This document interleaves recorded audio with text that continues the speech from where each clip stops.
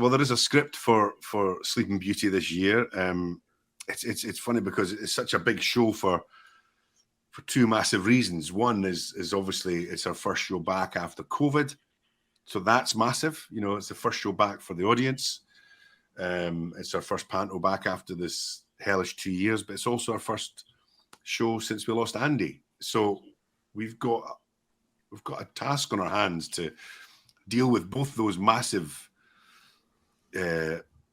events and do them justice. So, you know, we've got a script that's in place. We've got a pretty solid storyline that's there.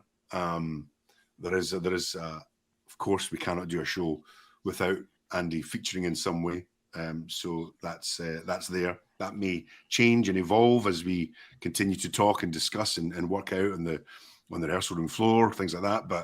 But yeah, it's and it's difficult to get it. You know, you want to get it right. You want to do him justice. You want to also acknowledge that the audience will be wanting to remember Andy as well. So but we also have to remember that the audience will want to have a good time. And when Andy had pulled out of the Panto with his cancer diagnosis, and we thought we need to message this, we need to acknowledge this.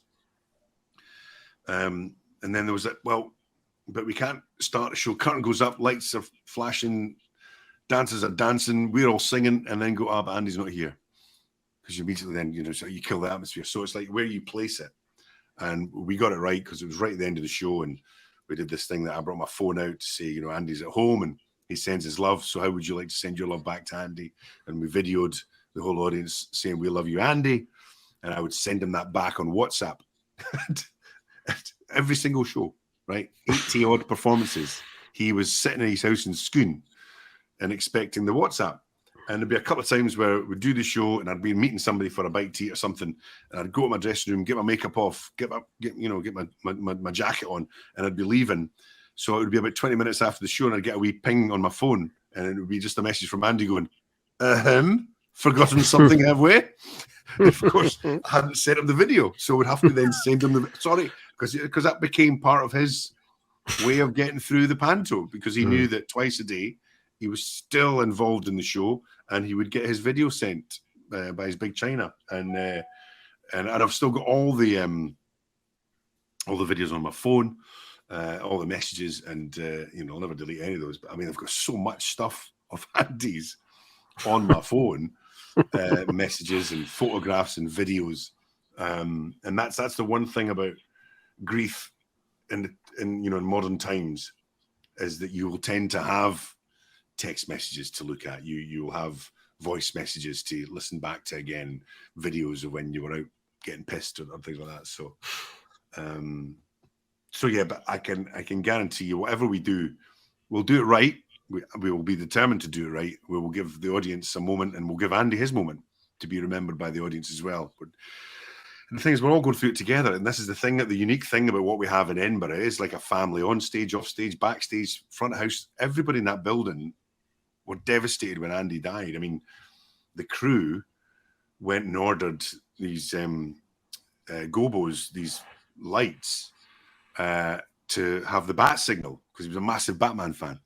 So they put the bat sign in lights in the King's on the day of his funeral, and lit up the street, and it's like, not a lot of people would get that kind of reaction from people to go and do that. There was flowers left at the front doors of the King's. I went down to have a look, and yes, so my point there is that we're all in this together, and it's like the crew, it's the front house, it's the audience, me, Allan, and we have Claire, his daughter, who is joining us again. She's done a couple of shows with us in the past, primarily to be on stage with her dad, but this time her dad's not there, but her dad's missing in all of our lives, so we'll get each other through it.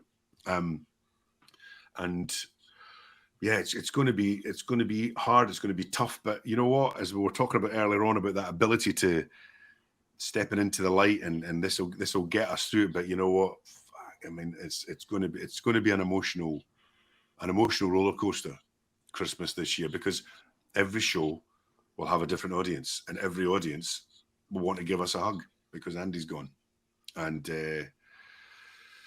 we will do it, and it'll help us, because I'm still not sure if I've quite got a grip on what's actually happened, because the world is so different now, and it's perhaps not until, because Allan, Andy and I, every year for 20 years, on the Monday we start rehearsals, 9 o'clock, three of us meet in a Costa for a coffee and our own little catch-up between the three of us. And then at 10 to 10, we head into the rehearsal rooms, say hello to everybody, because we know at that point we're all going to split and, say hello to everybody else, then get to work.